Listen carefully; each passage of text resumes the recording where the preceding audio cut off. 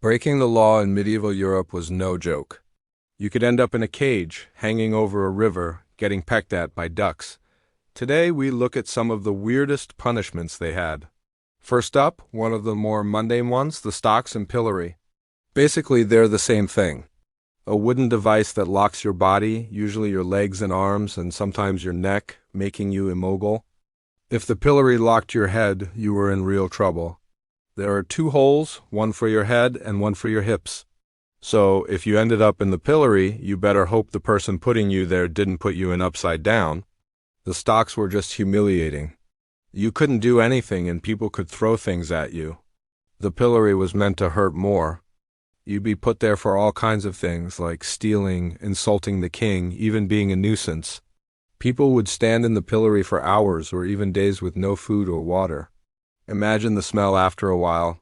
A couple of rotten eggs would hit the fan. Even worse, sometimes they'd smear dung on your face or shave off your eyebrows and eyelashes. But it gets weirder. Some pillories were made for specific body parts. One in the town of Dedham, England, was for scolds, specifically women who talked too much. It locked only their mouths shut. Another for thieves locked hands in iron bars. After a while, standing in the pillory got so awful that people would beg to be taken out, often agreeing to pay fines or give up their ill-gotten gains. In 1498, a man in England stood in the pillory for selling bad beer. Maybe he thought it was strong enough to lock his mouth, but it didn't. He ran away, jumped into a boat, and tried to sail away from Dedham. But the townspeople, angry at his crime against their bellies, launched stones at him until he changed his mind. Next is the cucking stool, which doesn't sound terrifying, but is also called the duck stool because the convicted criminal is dunked like a duck. It also has many names, including the pea, baripi, brank, and the cucking chair. All describe the same thing, a wooden chair attached to a long pole. The pole is shoved into a river and the chair is raised and lowered, dipping the unfortunate victim in the water. A scold might get the cucking stool treatment for criticizing her husband or neighbors. Bakers got it for giving customers low-quality goods, and unfaithful wives got it too, sometimes thrown in without warning. One chronicler described a wife who had been cooked 3 times. When she finally managed to get ashore, she beat up the man who put her there, only to get cooked again as punishment for assaulting a constable. That's dedication to humiliation. Now let's look at trial by ordeal. With no forensics, medieval courts had to find other ways to prove someone was guilty. Enter trial by ordeal, where God decides your fate. 3 major types of ordeal existed: fire, water, and battle. In fire, the accused would have to walk barefoot through red-hot embers or carry a red-hot poker. In water, they'd be thrown in a pond or made to carry heavy weights underwater. In battle, they'd fight someone else who claimed they were innocent. Medieval trials also featured witnesses and judges, so it wasn't a free-for-all. But if you were found guilty, you didn't get off lightly. Let's go back to those fiery trials. After the ordeal, if their hands or feet were badly burned, they were considered guilty. If they were uninjured, innocent. But this didn't seem to bother judges. Trials were public and meant to scare people into not committing crimes. Seeing someone horribly burned or drowned probably did the trick. Medieval justice was harsh, cruel, and weird. And if you want more stories of awesome history's underbelly, stay tuned. Being publicly shamed or humiliated was a common punishment in many societies throughout history. But now we leave humiliation and step into the more creative punishments. The brank or scold's bridle. Imagine a metal cage that fits over your head, with a flat plate that goes inside your mouth, pressing down your tongue. That was the brank. It stopped you from speaking and often had spikes to make sure you didn't try. Women accused of gossip, nagging, or spreading rumors could be paraded through the streets wearing one. Sometimes the plate was engraved with biblical quotes about obedience, because nothing says goddess love like a spiked gag. One account from 17th century Scotland describes a woman forced to wear the brank for 3 days straight. She couldn't eat or drink properly. By the time it was removed, her tongue was blistered and cut. But hey, lesson learned, right? The drunkard's cloak? If you drank too much, you might be forced into the drunkard's cloak. This was literally a barrel with holes cut for your arms and head. You'd wear it like a humiliating, heavy sweater while paraded through town. Not only did it make walking exhausting, but the smell of stale beer and wood was probably enough to sober you up permanently, or give you a lifelong dislike of barrels. The heretic's fork. This was a metal rod with two prongs at each end, one pressing under your chin, the other pressing into your chest. It stopped you from looking down or sleeping. If you nodded off, you'd stab yourself. It was used for people accused of heresy or blasphemy and was often worn for days. Imagine being utterly exhausted, unable to rest your head, with sharp metal constantly reminding you, yes, the church is very disappointed in you. The sweat lodger. We don't know who invented the sweat lodge, but we do know that Native American tribes have been using them for centuries as part of religious purification ceremonies. European settlers appropriated this practice, turning it into a punishment for crimes like stealing or, in Illinois in 1837, for the crime of being an abolitionist. Basically, you'd be locked inside a hot box, sometimes for hours. Proponents claimed it cured all manner of ills, including drunkenness, but really it just made people extremely uncomfortable and possibly dehydrated. The cat o' nine tails. We all know someone who needs a good cat o' the tail. This was a whip with 9 knotted tails, used mostly on sailors for crimes like stealing or, mutiny. There were international laws against using it on land, but on the sea, a captain had basically free rein to lay into his crew. One contemporary account from the 18th century describes a man receiving 200 lashes, which took an hour and a half to administer, and that was with an especially light sentence. Some men were given more than 1,000 lashes, meaning they got flogged for multiple days straight. No wonder it was called the cat o' nine tailies. That sounds like something a cat would do. The stockings. This one hurts just to look at. The stockings were a type of early modern muzzle, popular in the 16th and 17th centuries. As the name suggests, they looked like long, tight stockings that covered your entire face. They were put on by tying the ends of the stocking behind your head and then pushing the muzzle part into your mouth. They came in different sizes, small ones for children, large ones for, adults. What were they for? Mostly for keeping people quiet. If you were sentenced to wear the stockings, it meant you weren't allowed to speak. A common use for them was for people accused of bearing false witness or lying in court. The bed of nails. Nothing says, "I'm going to punish you," like a bed of nails. This was usually made by hammering a bunch of nails into a wooden board, then laying another board across it. The unfortunate recipient of this punishment would then be laid on top, usually naked. Sometimes nails would be pushed into their skin for extra pain, or even red-hot coals placed on top of the nails. But if you were really lucky, it was just a really uncomfortable meditation on the nature of pain and suffering. And remember, kids, never run out of toilet paper. Thank you for watching. When you get right down to it, most of these were just people trying to go to the bathroom. If you want to hear more about that, stay tuned for more information. Until then, I'll see you next time. Medieval Europe loved adding flair to suffering, from crapping your pants to getting your hands tickled by a rusty meat hook. These were punishments designed to not just hurt you, but also humiliate you. So let's explore some of the more colorful ways people were punished in the past. The shame flute. Medieval musicians had it rough. And if you weren't good enough, they might add this little twist to your flute playing. Musicians who played badly or refused to perform when ordered might be forced into a shame flute. It looked like a metal flute, but was actually a locking collar with finger holes. You couldn't play it? It was just for show. You'd be marched through town wearing it while the crowd mocked your performance.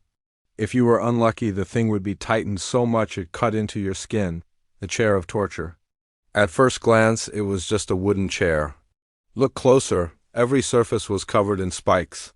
The victim would be strapped in tightly so they couldn't move without pressing deeper into the spikes. Sometimes the chair was heated from underneath with coals, just to make sure sitting became an unforgettable experience. The whirligig. Now this one was almost playful. The victim would be placed in a small cage suspended in the air, then spun rapidly until they vomited and lost all sense of balance. It was used for soldiers who misbehaved or citizens who insulted officials. You'd be dizzy, nauseous, humiliated, and probably never able to look at a merry-go-round again. When punishment meets performance. Part 4, the wooden horse, also called the Spanish donkey. This was a wooden beam with a sharp edge. Like an upside-down V, the victim would be forced to straddle it, often with weights tied to their ankles. After hours, the pain in the groin and thighs would be unbearable. Some people were permanently injured.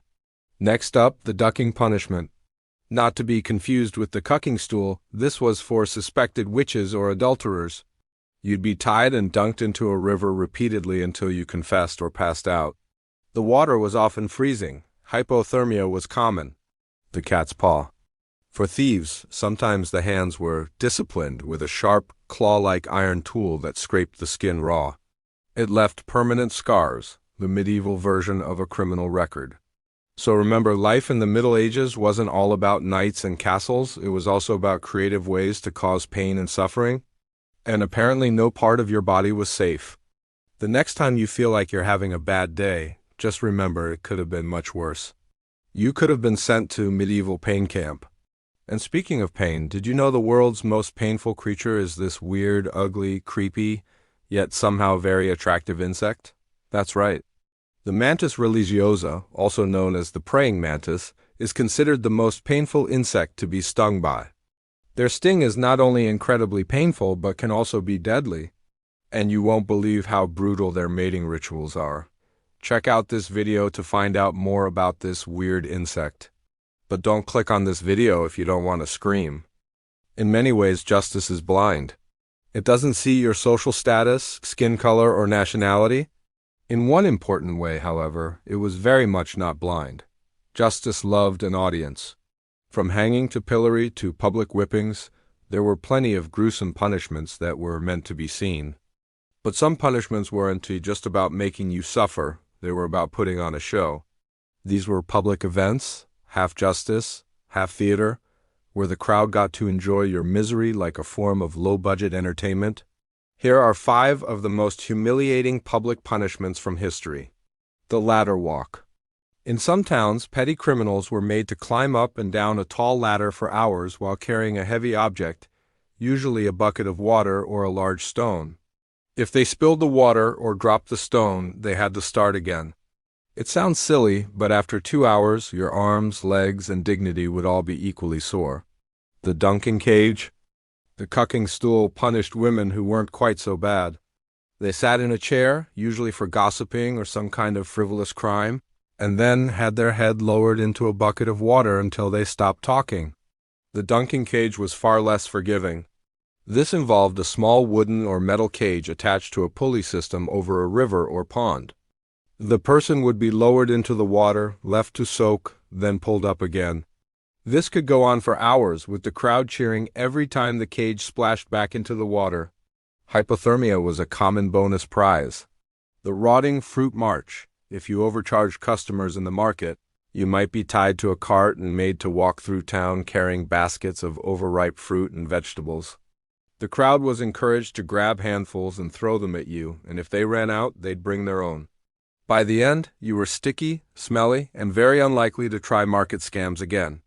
The bell of shame. Some criminals had to wear a large bell around their neck while walking through the busiest streets, announcing their own crime with every step. The bell was heavy, loud, and impossible to ignore. It made sure everyone knew you were in trouble. In some places, the bell was so big it rested on your shoulders, and every step made your neck ache. The endless lap. Public squares were sometimes used as running tracks for criminals. You'd be forced to walk or jog in circles for hours while guards made sure you didn't T-stop. People would stand around to watch and laugh, turning your punishment into the town's afternoon entertainment. In many ways, these punishments seemed cruel and unusual, but they were also incredibly common. And while they might have been designed to punish individuals, they also served another purpose. They kept everyone in line. Not only did they discourage people from committing crimes, but they also shamed those who did break the rules. That shaming was a key part of the sentence. Many of these punishments were intended to be humiliating and painful, meant to convince you and everyone around you that what you did was wrong. They were meant to be remembered. both by you and by everyone who saw them. For some petty crimes, the punishment often fit the crime, ensuring you wouldn't do it again. But for more serious crimes, they were a spectacle, a warning to others, and a celebration for those upholding the law. So next time you find yourself breaking the law, remember, it could be you walking that walk of shame next. Do share your views on these punishments and do subscribe for more videos like this. Welcome to my channel. Some punishments weren't designed to leave scars on your body, but were meant to leave scars on your pride. They turned you into a walking announcement of your own mistakes. Here are 5 of the most shameful punishments the world has ever handed out. The shaming parade.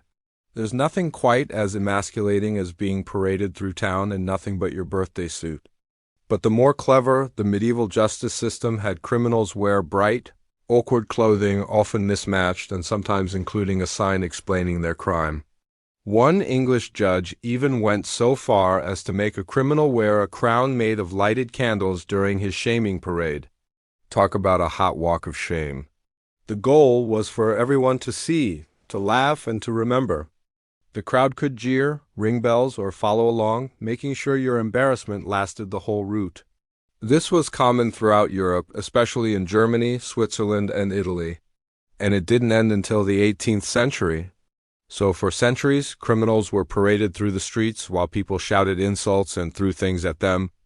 It was a harsh lesson in humility and one that everyone was sure to remember: branding in the Middle Ages. Branding was used as punishment for a variety of crimes, often as an alternative to more severe punishments such as execution or imprisonment. Depending on the severity of the crime, the brand itself might be heated to incandescence or merely pressed against the skin. Either way, it left a permanent mark showing your crime. In some cases, the brand might be a letter such as T for thief or F for fraud. In others, it might be an entire phrase such as "Beware the firebrand," which was used to mark those convicted of arson. Branding was used throughout Europe, Asia, and Africa, and was often administered by a local magistrate or law enforcement official. Once branded, the criminal would bear the mark for life, a constant reminder of their past. No matter where they went, the mark would tell people their history before they even spoke. That was the point? The brand wasn't just a punishment, it was a warning to other potential miscreants. If they broke the law, they too might end up branded. The iron collar. A simple iron collar might sound like a walk in the park compared to the other punishments on this list, but don't be fooled. This punishment was designed to be as humiliating and restrictive as possible. The heavy iron band locked around the neck, sometimes attached to a chain fixed to a post in the middle of the square. You could move a little, but not enough to leave. In some towns, the collar stayed on for days, and anyone passing by could see you standing there, a living warning against breaking the rules. Although similar punishments have been handed out throughout history, the medieval period saw a particular rise in their use, likely due to the increased power of local lords and officials.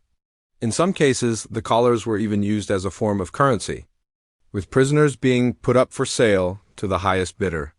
The walk of repentance. This one is pretty self-explanatory. Offenders might be made to walk slowly through town carrying a large object, a heavy cross, a wooden plank, or even a basket of stones. It was meant to be slow, tiring, and very public.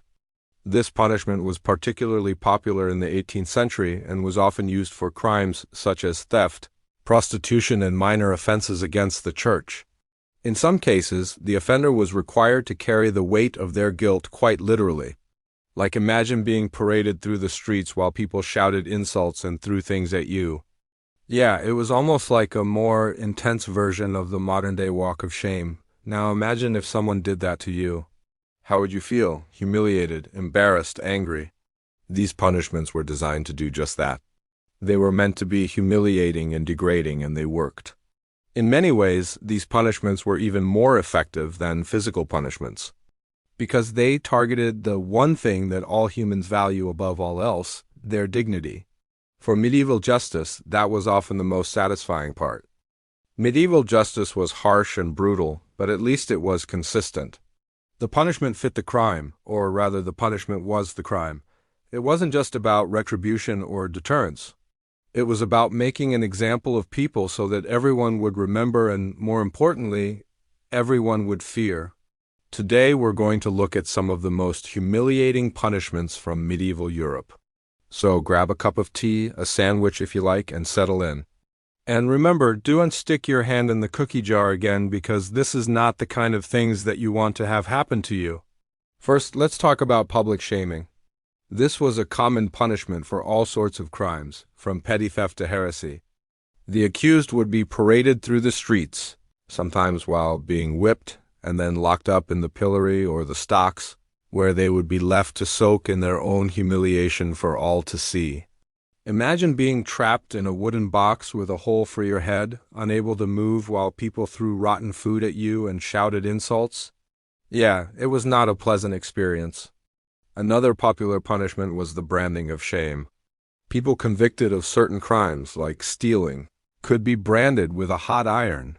The brand would then become part of their body for life, a constant reminder of their past. Talk about a hot potato. And then there were the punishments that were designed to make the offender literally feel the pain, like the ducking stool. This was used for women accused of petty crimes like gossiping or practicing witchcraft. They would be tied up and then lowered into a vat of water over and over until they confessed or, drowned. But perhaps the most infamous medieval punishment was the death penalty. And I don't mean the quiet, dignified death that you or I might hope for. I mean a public spectacle designed to shock and terrify onlookers. The most common method was, of course, hanging, which was seen as a quick and painless way to die. Just kidding. Other methods included burning alive, being torn apart by horses, or being boiled to death. That last one was reserved for really serious crimes like treason or, making really bad life choices. So, yeah, medieval justice was not exactly fair or balanced, but it was effective.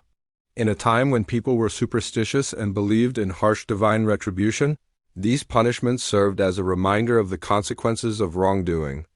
They also helped to maintain social order by keeping people too afraid to break the law. So next time you find yourself in a medieval town square, be careful. You never know what sort of trouble you might get into. Just keep your hands out of the cookie jar and your mind out of the gutter. You'll be fine. Medieval punishments were brutal, but after 6 parts of medieval cruelty, you'd think we'd have run out of ways to punish people. But no, turns out medieval Europe had a deep, deep well of creativity when it came to punishing people. Some of these were so odd that even contemporary people sometimes went, okay, that's a bit much. In this series, we're uncovering the crazy ways people were punished in medieval times, from being boiled alive to being eaten by dogs. Now brace yourself for part 7, the flaying stool. Flaying, removing skin, is something we often associate with extreme executions. But in some regions, there was a softer version for punishment, usually for thieves. A criminal would be sat on a small stool in the marketplace, and the skin from their palms or forearms would be scraped or cut away with a dull blade. The idea wasn't necessarily to kill, but to leave permanent scars that made it clear you were a criminal. It was the medieval version of a tattoo you really didn't want, one that said, "Don't trust me with your stuff." The whipping post with a twist? Whipping was standard fare. But in certain towns they added a little humiliation to it. The condemned would be chained to a post, stripped to the waist, and whipped, but with each lash, the crowd was allowed to shout insults, tell jokes, or even bid on the number of strokes. In some cases, children were encouraged to join in by throwing small stones or mud. Because why just have physical pain when you can have a full audience participation event? The carcan. The carcan was like the stocks, but vertical, a heavy iron collar attached to a post or wall in a busy street. It locked around your neck, holding you upright and visible to everyone passing by. Sometimes a wooden or iron sign was hung from the collar describing your crime. In case anyone missed the gossip, people could stop, stare, and, you guessed it, throw things. If you were unlucky, it might be positioned right outside a tavern, where drunken customers were very generous with whatever they had in their mugs. The gossip's boat ride, a rare but ridiculous punishment. A small boat, just big enough for one person, would be tied to a dock. The accused, usually a gossip or troublemaker, was made to sit in it all day. No shade, no food, no company, just you bobbing in the water while the village carried on around you. It wasn't deadly, but it was incredibly boring, uncomfortable, and humiliating. If you fell asleep and tipped over, well, that was on you. The boiling potfoot bath. No, not a spa treatment. This was used for minor thieves or people who repeatedly broke market rules. Your bare feet would be placed in a pot of water that was slowly heated over a fire. It was a slow, stinging burn meant to make you confess or remember your manners in the marketplace. Unlike full-on boiling, this was more about lasting pain than instant death. Still, walking afterwards? Not happening. The candle carry. Some medieval towns loved symbolic punishments. If you insulted a noble, blasphemed, or made a false accusation, you might be forced to walk through the main church or town square carrying a huge candle. It sounds harmless until you realize you had to do it barefoot, often wearing only a thin shift in front of the entire town. And the candle? It wasn't just symbolic, wax dripped down your hands and arms the entire time. By the end, your skin would be blistered and your dignity long gone. The forced feast. This one was particularly twisted. If you were caught hoarding food during famine, you could be forced to eat it all at once. Bread, meat, sometimes even spoiled goods, you had to consume it under watch. The idea was to make you so sick that you'd never be tempted to hoard again. It was also a public spectacle because people loved seeing a greedy merchant forced to stuff himself until he vomited. The punishment parade on all fours. Some punishments weren't about pain at all, just total humiliation. For certain petty crimes, offenders were made to crawl through the streets on hands and knees, sometimes with a rope around their neck like a dog. Crowds followed, jeering, sometimes tossing scraps of food or stones. In some towns, the offender had to bark or oink as they crawled, just for added ridicule. Why these odd punishments mattered. Even the strange ones had a purpose. They targeted pride, social standing, and the idea of face in the community. In an age where your reputation was almost as important as your survival, public shaming could ruin your life as effectively as prison or execution. The fact that some of these punishments seem ridiculous to us today only proves how much public opinion mattered back then. It wasn't enough for justice to be done, it had to be seen. So the next time someone says, they don't make punishments like they used to, you can smile and think, yeah, and thank goodness for that. Now you need to see what horrible punishments were considered fun in medieval times. Or check out medieval torture devices that actually worked.